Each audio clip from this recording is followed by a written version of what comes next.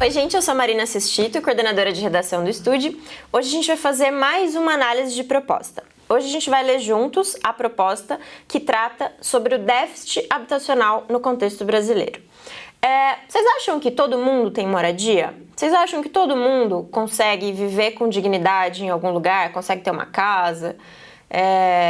Será que todo mundo pode pagar por isso? Será que é dever do Estado garantir esse direito a todos os cidadãos?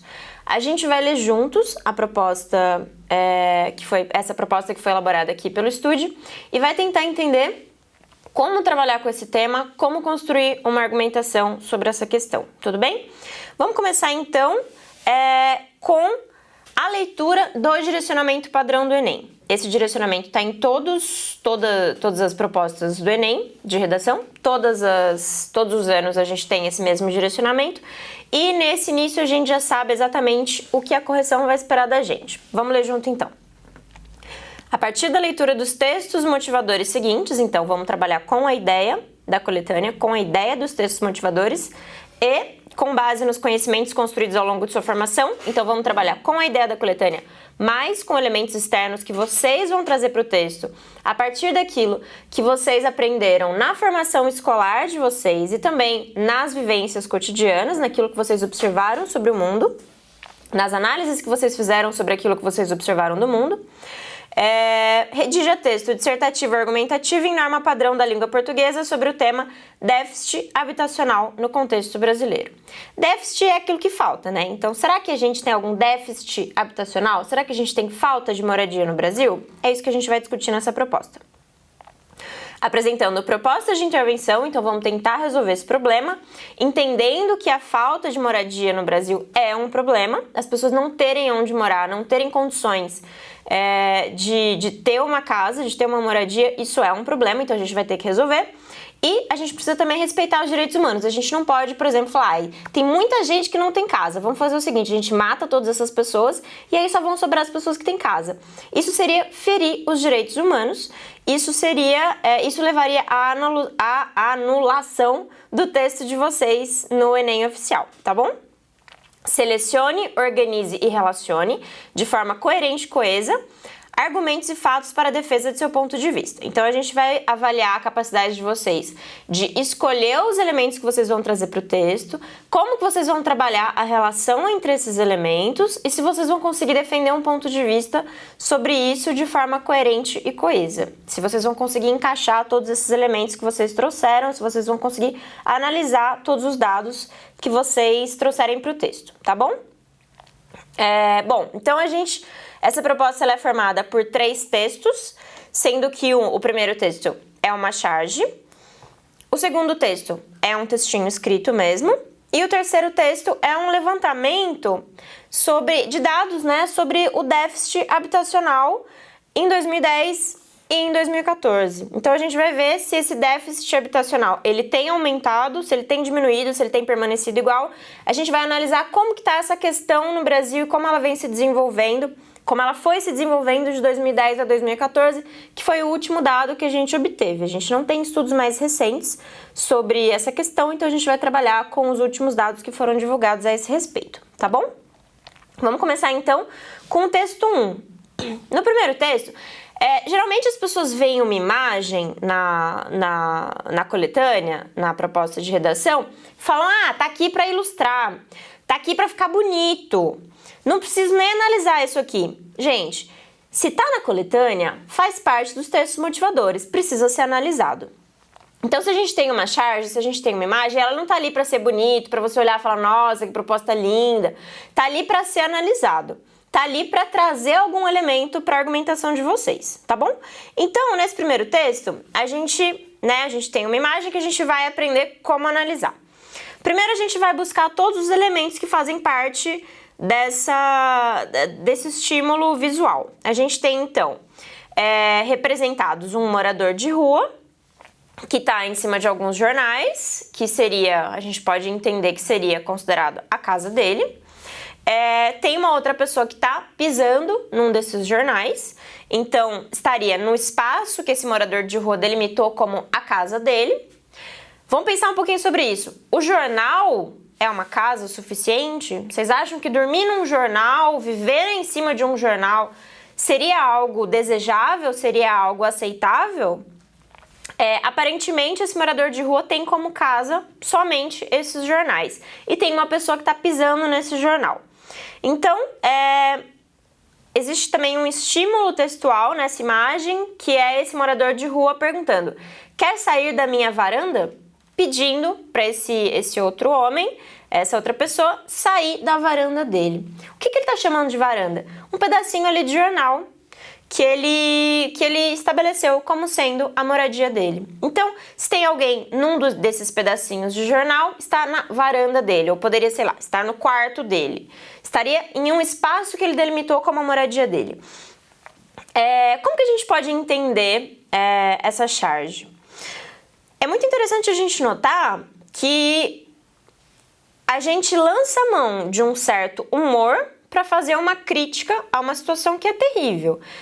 O morador de rua está pedindo para o rapaz sair da varanda dele, sendo que essa varanda é um jornal. Vocês acham aceitável que a pessoa tenha como varanda ou tenha como moradia um jornal?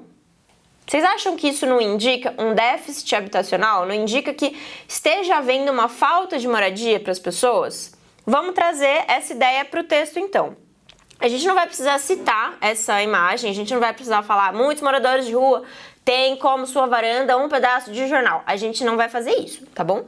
Isso seria um diálogo direto com a coletânea, a gente não precisa fazer isso. É desejável que a gente não faça isso. É importante a gente ler essa imagem, a gente interpretar essa imagem, a gente analisar o que ela indica e trazer essa ideia. A gente não vai dialogar com a imagem, a gente não vai dialogar com o texto propriamente dito, a gente vai dialogar com a ideia de cada um dos textos, tá bom? Um erro muito comum é a gente analisar, pensar diálogo com a coletânea como responder a um texto específico. A gente precisa analisar os textos e dialogar com a ideia central, não com especificidades de cada texto, tá bom? Aqui então, nessa imagem, o diálogo possível seria justamente essa indicação de que existe um déficit habitacional no Brasil, existe uma falta de moradias disponíveis para as pessoas brasileiras, certo? Então, não vamos comentar especificamente essa charge, falando que muitos moradores de rua têm como única casa um jornal, mas vamos trabalhar com essa ideia de que existe sim uma falta de habitação digna, de habitações dignas para os brasileiros, tá bom? Trabalhando com a ideia central do texto, ou da charge, ou, sei lá, das estatísticas, ou de algum dado que a coletânea traga, não diretamente com alguma parte do texto ou com algum elemento de alguma imagem. Isso ficou claro? Vamos passar para o segundo texto. Então, no texto 2, a gente tem uma definição. A gente tem um texto escrito que a gente vai interpretar agora. O déficit habitacional refere-se à quantidade de famílias em condições de moradias inadequadas. Então, um jornal é uma moradia inadequada? Vamos pensar sobre isso. Ou seja, que residem em construções que precisam ser inteiramente repostas. Então, uma pessoa que mora numa construção na qual ela não poderia estar morando, porque aquilo traz algum tipo de risco, traz algum tipo de exposição a uma situação inadequada. Porque foram feitas com material precário e não duradouro. Casos de coabitação, então essa é a primeira definição de déficit habitacional, a pessoa viver numa moradia que precisa ser inteiramente reposta, sei lá, uma casinha de madeira no meio, sei lá, de madeira de uma forma um pouco precária. Que essa casinha de madeira não se sustentaria por si só, que ela precisaria ser reposta para que a pessoa tivesse uma moradia adequada. Ou então, esses jornais, a pessoa viver em cima de jornal, essa moradia precisa ser reposta, isso precisa ser inteiramente reconstruído, não dá para viver em cima de jornal, não dá para viver numa casinha de madeira que não tenha estrutura adequada. É claro que tem casinhas de madeira que tem estrutura adequada, algumas não tem. Vamos tentar entender essa diferença também. Casos de coabitação, também esse seria um segundo caso de déficit habitacional. Famílias que dividem uma mesma casa ou uma quantidade excessiva de pessoas no mesmo quarto. Então, sei lá, 3 famílias vivendo na mesma casa. Ou então 7 pessoas vivendo no mesmo quarto. Isso seria, apesar de ter uma estrutura que não precisaria ser reposta, ainda que seja uma casa com uma estrutura de cimento, tijolo, essas coisas todas, se tiver muita gente vivendo ali, numa situação que seja desconfortável para as pessoas, sei lá, 3 famílias juntas, num mesmo espaço menor, ou então 7 pessoas vivendo no mesmo quarto, sem nenhum tipo de privacidade, isso seria uma situação que a gente poderia considerar inadequada. Isso também seria um déficit habitacional. Além do aluguel inadequado, quando uma família compromete mais de 30% da renda com aluguel. Também é inadequado quando uma família gasta mais de 30% da renda com aluguel. Então, ela pagar muito proporcionalmente àquilo que ela recebe. Então, sei lá, se ela recebe R$1.000 por mês, se essa família inteira tem R$1.000 por mês e ela gasta mais de R$300 com aluguel, já seria uma situação inadequada. Ela já está comprometendo mais de 30% da renda com aluguel. A gente sabe que tem muitas pessoas que vivem nessas condições e a gente pode chamar isso de déficit habitacional. Isso quer dizer que o déficit corresponde ao número de residências que precisam ser construídas para que todas essas famílias sejam devidamente acomodadas. Então a gente chama de déficit habitacional todas aquelas moradias, aquele número de moradias que estão faltando para que essas famílias vivam em condições adequadas, que não passem por nenhuma dessas situações descritas, tá bom? Se vocês quiserem citar algum desses dados, a gente tem essa referência no Gazeta Online, que está aí mencionado para vocês como a fonte desses dados, tá bom? Lembrem-se sempre de citar as fontes daqueles dados que vocês trazem pro texto. No texto 3, a gente tem dividido por regiões do Brasil, então a gente tem a lista de estados da unidade da Federação Norte, Nordeste, Sudeste, Sul, Centro-Oeste. E aí a gente tem o déficit habitacional, né, a quantidade de moradias que estavam faltando para que todas as famílias tivessem condições adequadas de moradia, que não incorressem nesses casos que a gente listou no texto 2. Então, a gente tem esse déficit habitacional em 2010, a gente tem esse déficit habitacional em 2014, a gente tem a variação, qual que é o número de variação, se aumentou, se diminuiu, e a gente tem a porcentagem ao ano também em que houve essa variação. Então, aqui a gente tem uma lista de onde ocorrem esses casos de déficit habitacional. E aí vocês vão olhar para esses dados, eu não vou ler um por um, mas vocês têm aí a imagem para vocês analisarem. Vocês vão olhar um por um, vão entender aonde a gente tem no Brasil um maior déficit habitacional, vão tentar investigar as causas disso, vão tentar pensar, porque essa região é mais pobre, porque essa região passa por tais dificuldades, essa região recebe tais e tais elementos, sei lá, recebe imigrantes. Vamos pensar assim, vamos tentar analisar esses dados e pensar no que motiva esses dados. Aqui a gente tem um fato, a gente tem dados. Vocês vão precisar analisar esses dados e tentar buscar razões que mostrem por que esses dados são assim. Vocês vão tentar explicar essa realidade. Vocês vão olhar para isso e vão tentar elaborar hipóteses sobre o que motiva essa situação, tá bom? Esses são os textos da coletânea. Eu sugiro que vocês leiam com muita atenção todas as propostas de redação sobre as quais vocês forem escrever. A gente tentou traçar algumas possibilidades interpretativas para esses textos.